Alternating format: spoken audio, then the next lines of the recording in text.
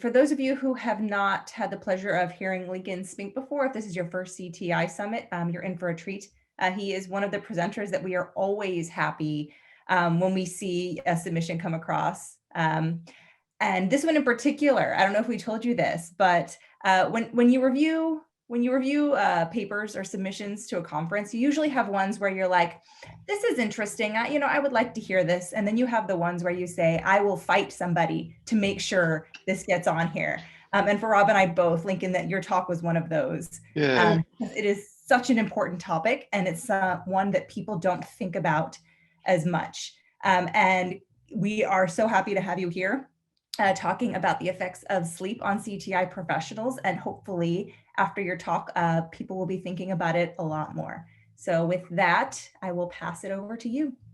Great. Thank you so much, Rebecca. And again, very happy to be here and sharing with you some of the things that I found about sleep and how I think it affects our profession, not just cybersecurity professionals, but our field specifically of CTI. So with that, before I dive in, Rebecca and Rob both had previously highlighted. So for those that are just joining, in the Slack channel, I've posted 4 polling questions that I would love to get your thoughts and feedback on for 2 reasons. First, answering these 4 questions of how much sleep do you get a night? How would you rate your quality of sleep? How would you rate your level of stress at work? And how many hours do you work a week?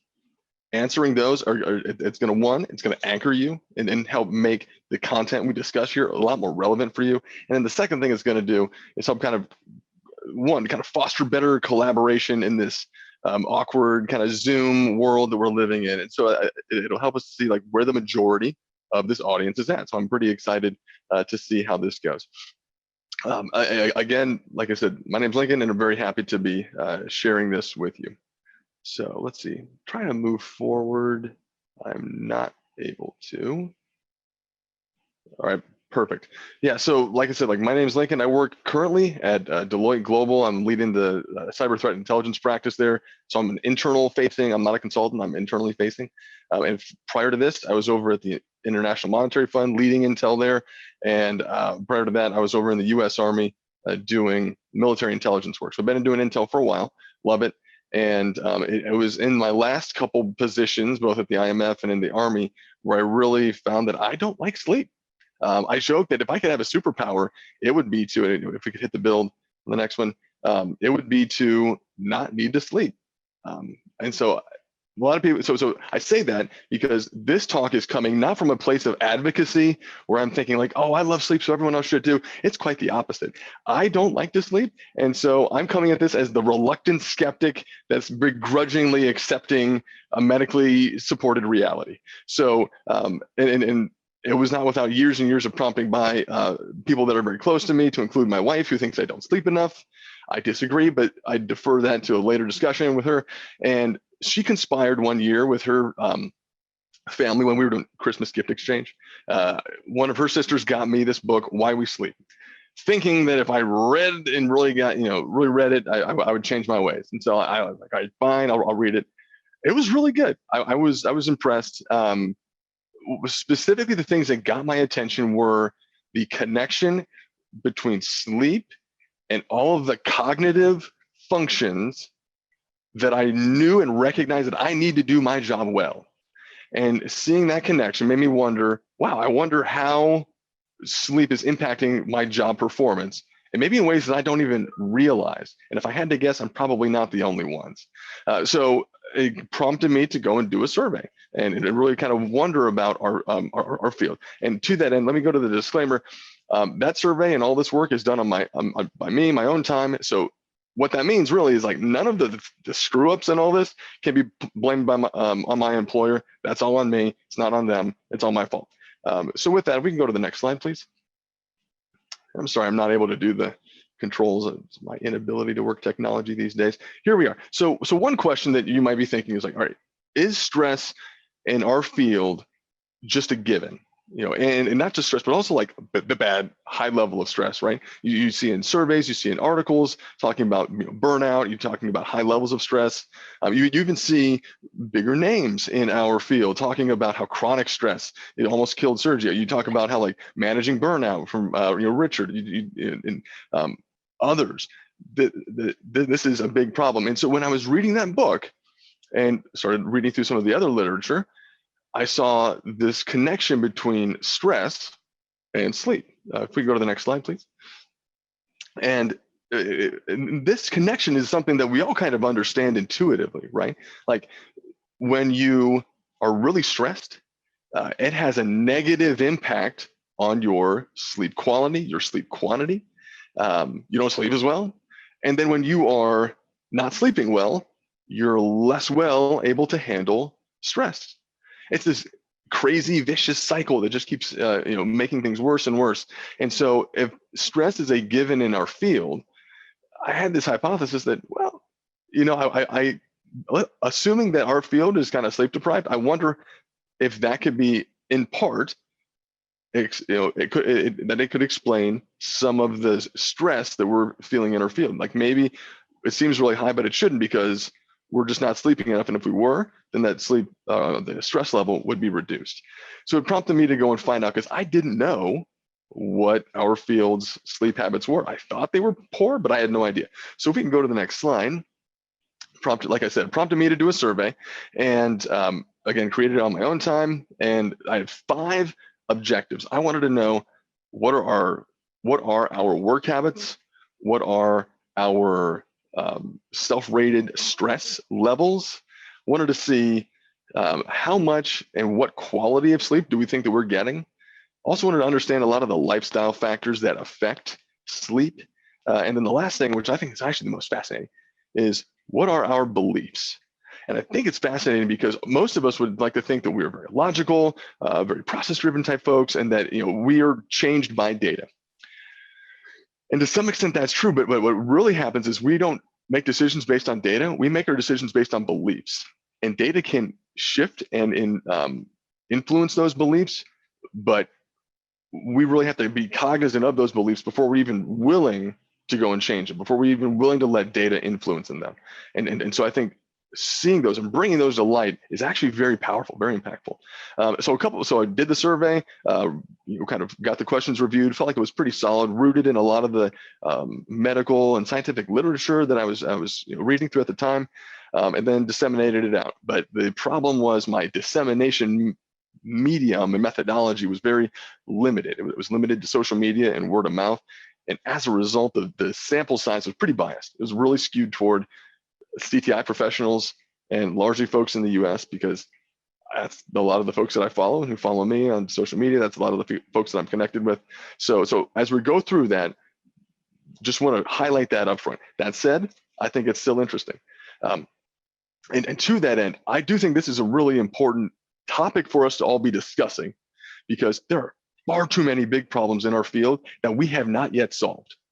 And I think that in order for us to solve them, we do have to be operating at our best. Good enough just isn't good enough for our field right now. We have to be operating at a much higher level. And if we got to change our sleep habits to help us get to that level, then I think we need to know that. So what I've got there, I said, like, the survey is up. I'd love to do round 2 of this survey analysis. So at the end of this talk, I'm going to put the link at the last slide, but then I'll put it also in the Slack chat. Please go and take the survey and also share that out so other cybersecurity professionals can take that, because I think that would give any findings we come after that much more credence and help us all as we look at this problem of how do we manage stress and what is the right mix of what we do. So I just highlight that. I'm going to hit it up at the end as well. So if we can go to the next slide. We wanted to kind of talk through who all responded very, very briefly. So a lot of the folks were in the US, like I said, 3/4, and then the rest were kind of scattered throughout the world, mostly outside of the US. It was either in North America or in Europe. Most folks were in their 30s, 40s, and a handful in their 50s. Most of folks worked at private sector organizations, be that just internal security or for a vendor. And then we also had, when we look at the professions within cybersecurity, mostly CTI, but then CISO and executive management, and then incident response were the next highest kind of groups of respondents. And then you see number of years in security kind of really was all across the board, but a lot had between the 3 and 13-year experience mark. So we go to the next slide. We'll just talk through some of like the high overview. And then this is where I also jump back to the Slack chat and just kind of compare what we in this audience are seeing. So on average, people were saying that they worked, of the 141 respondents to the survey, worked almost 50 hours a week, not quite, but almost, rating their stress kind of in the middle, out of 1 being very low, 10 being really high, they rated it almost a 6, 5.89. As we looked at average number of hours slept on a weeknight was 6.5, which actually tracks pretty well with a lot of the literature for just averages, be it in North America or many other places. And then in looking at sleep quality, self-assessed from like a 1 being low to 5 being really high, tracking right there in the middle. So let's kind of switch over to the poll. I just want to kind of see what others are saying. And so what I'm seeing here is that most folks that have responded to the poll, so thank you very much for those that have. A lot of folks are kind of similar, saying the most have said that they sleep about 7 hours a night. Others, when asked like what their sleep quality is, again, most tracking around a 3, but then the next highest, which is a close second, is rated 4. So that's really good to hear. I'm glad to hear that people's sleep quality is pretty good. And from a stress level, I'm seeing a lot of folks again right there at a 5. So again, that's that kind of low but steady kind of chronic stress that actually Sergio did a really good article, Sergio Caltagirion, about how chronic stress almost killed him. I had no idea about chronic stress until that article, so I really recommend folks going and reading that. And then looking at hours a week, most folks are working between 40 to 49. So again, thank you for those that responded. I think that this is great for anchoring us as an audience and seeing how you stack up compared to this data that we're seeing here. Again, the other things that I noticed is that when I broke it down by professions and locations and sectors, a lot of it really tracked well with what the averages are. One of the, a couple exceptions, actually just in time's sake, I'll just highlight the one, is incident response. And this isn't super surprising at all, or shouldn't be. Worked slightly more hours, worked having a higher stress level. So like they had a 7 where most people had like a 5 or a 6. Average hours of sleep tracked, but the average sleep quality was lower. If I remember correctly, it was about the lowest of all the professions, which again stands to reason. They are the ones that are getting woken up in the middle of the night to put out fires, or the ones that are working long into the night to address fires that are ongoing. They're the ones that have a more stressful job, having to quickly address the fires within cybersecurity. So again, stands to reason, not surprising, but it is good to have the data to show that, because it can be taken to managers, leaders, policymakers, and having them kind of address that in other ways, perhaps through compensation and other things. If we can go to the next slide, because while I think these numbers are interesting, it made me start to wonder, hey, what does this mean? What does this really mean? And so I thought back to the original question of stress and how much is sleep connected with stress. And so I started looking at the stress levels that people put down and tried to find what correlations existed between people's reported stress levels and their sleep habits. And I was fascinated because I actually didn't find any. I didn't see a strong correlation at all between stress and the hours of sleep, the hours of work, or sleep hygiene. I did find, however, a weak correlation between stress level and their sleep quality, and as well as the time to fall asleep. As you can see in the graph right there. So on the x-axis, it's showing people's stress levels. So on the far left, you're seeing like lower to moderate stress level, and then increasing stress as you go to the right. And as you look to the right, as your stress level goes up, their sleep quality decreases. Again, that tracks with everything that we've seen in medical and scientific literature. And similarly, what's interesting is you see the more stressed people are, the longer it takes them to fall asleep. Again, not surprising, tracks with not just science, but also with what we probably all understand. And so I think that's helpful, but actually when you dive into the specific numbers there, because the graph I kind of made it a little bit misleading because I just wanted to make it look nice for the slides. But when you dive into the numbers, I mean, we're talking the difference from like the low to moderate stress folks of like a 3.17 quality going down to an average of like 2.82, which that's not that much of a swing. Nor is the time to fall asleep. I mean, honestly, it's a difference of 7 minutes. It's not that incredible. So it caused me to wonder, like, why are we stressed? What is some of the things causing us to have this high level of stress? And when I looked at the reasons people put in the survey, they were high workload, lack of staffing, and lack of budget. So that basically means we have way too much to do and not enough people and time and resources to do it with. So that's a problem that unfortunately sleep can't solve. I say that though to say that when I go farther down the list, sleep was in the middle. It was either number 4 or number 5. I'm trying to remember exactly which one, but it is a very real concern. So if we can go to the next slide. This next maybe we'll start to wonder about, all right, if sleep quality may be correlated with stress, let's dive into that and see what we can do. Unfortunately, this slide's kind of got a little bit mixed up. The bottom number there, if you can kind of see it, the 5 represents on the far left, that is the sleep quality. And it is decreasing as the graph goes left to right. And so what we're seeing here is that we noticed that as people's sleep quality decreased, so did the number of hours that people were sleeping. Again, that tracks with what you read in scientific literature, that being that in order for you to have good quality sleep, you need to put in the time. It takes a number of hours to be able to do that. Similarly, what we saw is that as people reported having lower quality of sleep, they also said that they worked more hours. And so you had this disparity where people working a lot more hours ended up having a lot fewer hours to sleep.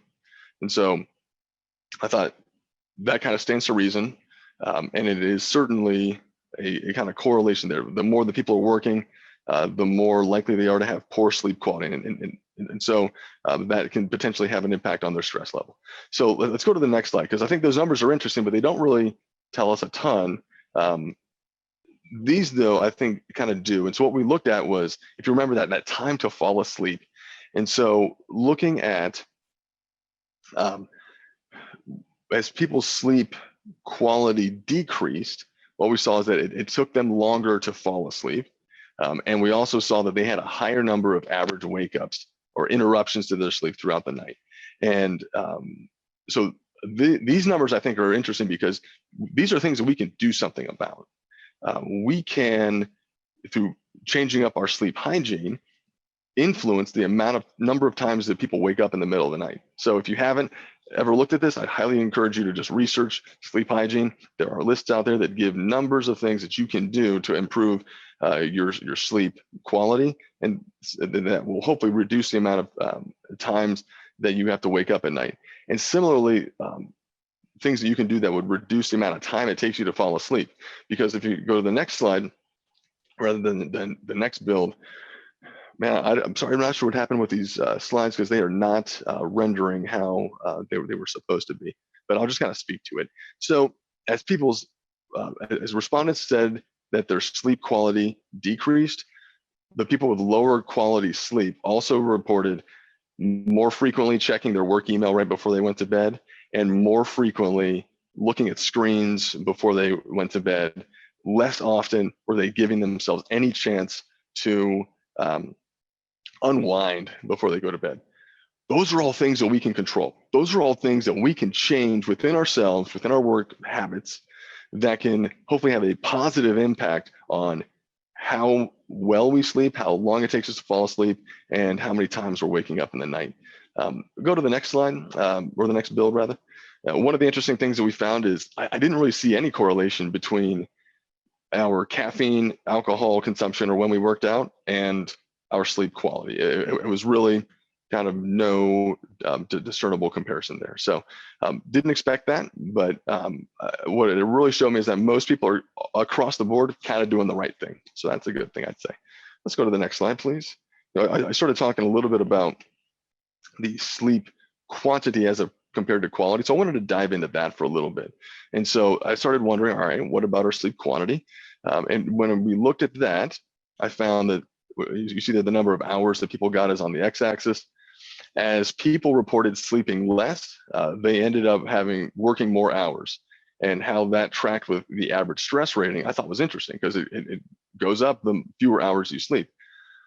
Until people started sleeping 5 or less, then that number came down a little bit. It was actually the same as for those that slept 7.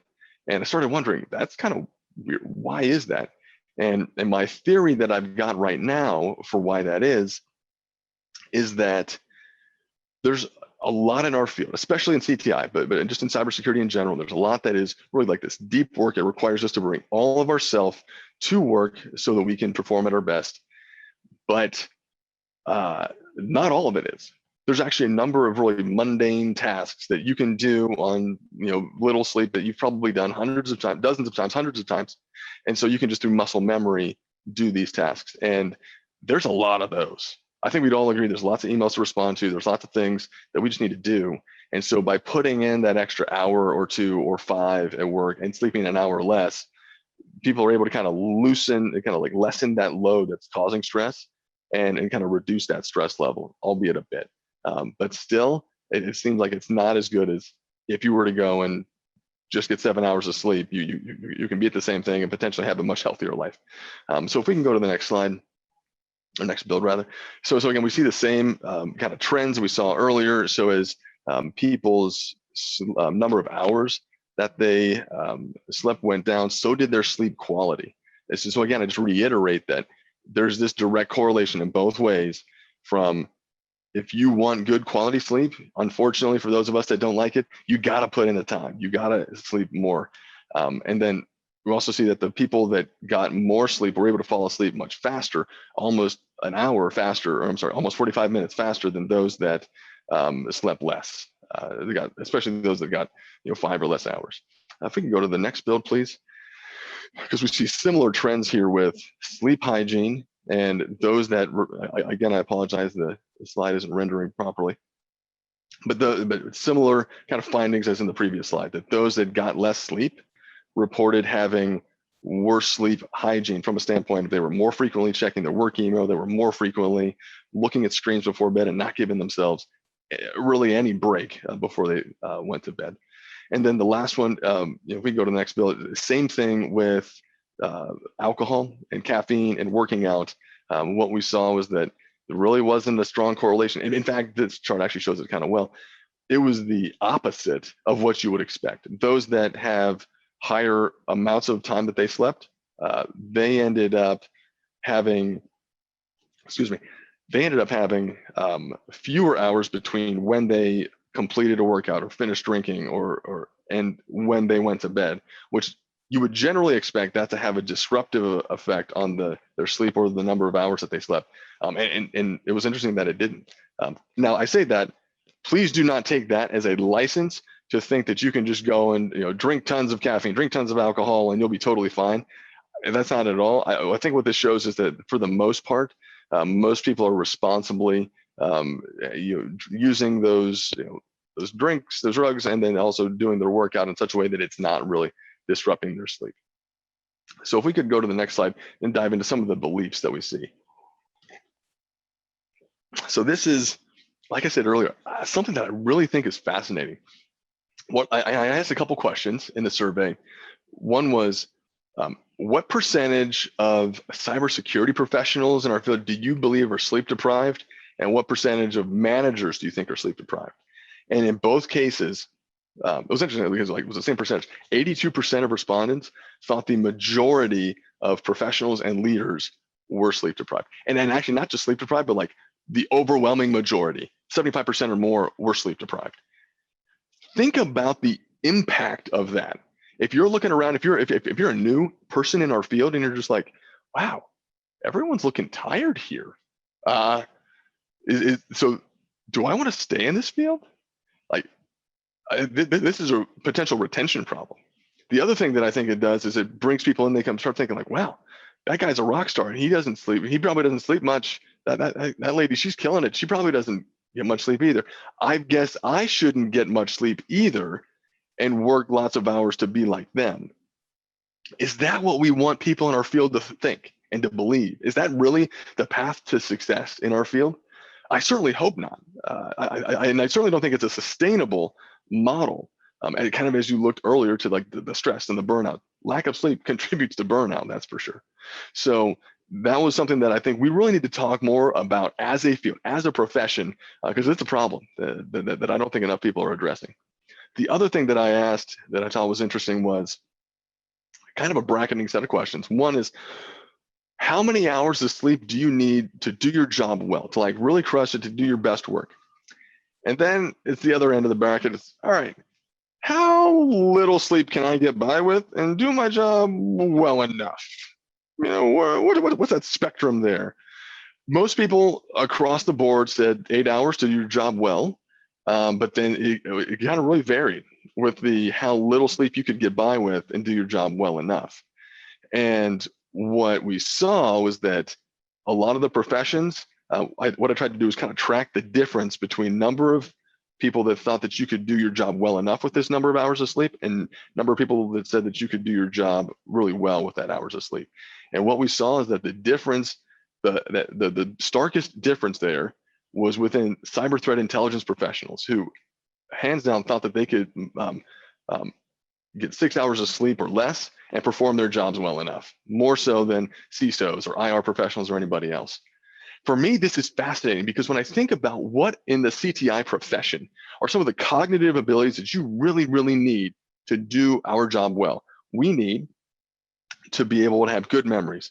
We need to be good problem solvers. We need to be creative, able to think ahead, anticipate what adversaries are doing, and be predictive in addressing those threat scenarios. We need to be very articulate in both the written and oral word. We also need to be cognizant of and address our biases. Sleep deprivation attacks all of those. Your memory's worse. You're less creative. You're less able to problem solve well. You're far less articulate. And what's probably possibly the worst is you anchor on your biases. You're just not as able to handle new information. So you just kind of hunker down on those things that you already know and believe.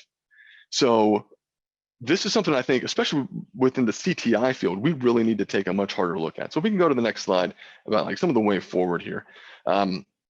So we got individual kind of like personal recommendations on the left, and then more, what I find more interesting is kind of how we improve CTI performance and what we can do as organizations on the right. So things that we can do to improve ourselves. One is keep a consistent sleep rhythm. When you read literature and sleep hygiene things, this is hands down the most impactful thing, the single one thing that you can do that's going to improve your sleep quality and quantity is by going to bed the same time and waking up at the same time, even on the weekends. And so from this survey, most of us aren't doing that. I'm guilty as well. I'm a hypocrite. I don't do this as well as I should, but I at least am now, I recognize there's a problem. I'm not in the earlier denial stage where I thought everything was golden, even though the house is on fire. This is the main thing that you can do to improve your sleep. There's also other factors I mentioned. Just pull up any list of sleep hygiene and go through and do those. Now, if you're like me, you're probably thinking, hey, Lincoln, this is nice. I appreciate this. This is really good for everybody else. This doesn't apply to me. You don't know me. I'm special. I can get by and do just fine. And I think you're probably right. You are special. You probably don't need this, but just out of an abundance of caution, why don't you test yourself? And so to that, I encourage people to go and actually keep a sleep journal. Record what time they get up, what time they go to bed, when they take when they drink caffeine, when they drink alcohol. Just kind of track all those factors for a week, 2 weeks, 4 weeks, and then compare your performance during that period of time, and just kind of make notes. And one test that you can take that has been proven by sleep scientists as a very effective test is the psychomotor vigilance test. There's a number of these that are free online. You can go and just take. And what it will do is kind of show your alertness. And the reason why the doctors recommend it is most tests they kind of measure cognitive ability, you will improve at over time because you kind of learn the test. This is a test that it's quick to learn, and so there's no improvement gain over time. So any up and down fluctuation is actually directly a correlation to your sleep quality. So I highly recommend that you do that, and then maybe that will change you like it sort of did with me. The other thing that I recommend is get more sleep. Quantity is quality. Highly recommend that. Now on the other side here, when I look at, for me, which is more fascinating, is like, how do we improve our overall CTI performance? And so two things, like one, please go and take that survey. I'm going to show the link here in the next 2 slides, and I'm going to put it in the Slack channel, but I would love for us to get more data around this. I think these findings, if they hold in a larger data set, can be really impactful. Especially what I want to do next is almost like a phase 2 of this, is to go and compare what our sleep level is with how we do another CTI specific test. Test our memory during this time, test our problem solving ability, test our creativity and our biases over that, and then kind of see what the actual impact is, and then publish those findings. I think that would be fascinating. But in the meantime, as I think about, all right, well, what can I do as a manager right now to improve the overall performance of my team? One of the things I would encourage people to talk about is this idea of cyber crew rest. I got turned on to this when I was in the Army. Pilots have to have a certain amount of crew rest. It is a mandatory amount of time from when they go off shift of rest to when they come back on to fly their plane. They do it ostensibly so that way people can get sleep, because what they found is a number of pilots were crashing aircraft, killing and damaging crews and others, and because of lack of sleep. And while we are, most of us at least, aren't in a position where lives are on the line, millions of dollars are on the line.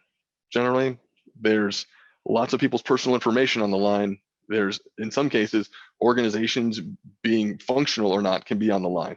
So I would like to know, as a manager, if my people come into work too sleepy to do their jobs, or at least too sleepy for me to trust that they haven't missed something that's really important in an analytical product, or that they haven't, missed, or like, because they've been so tired, they've been so anchoring on their biases, they've just ignored a whole other set of possibilities because they didn't fit in with their previous paradigm.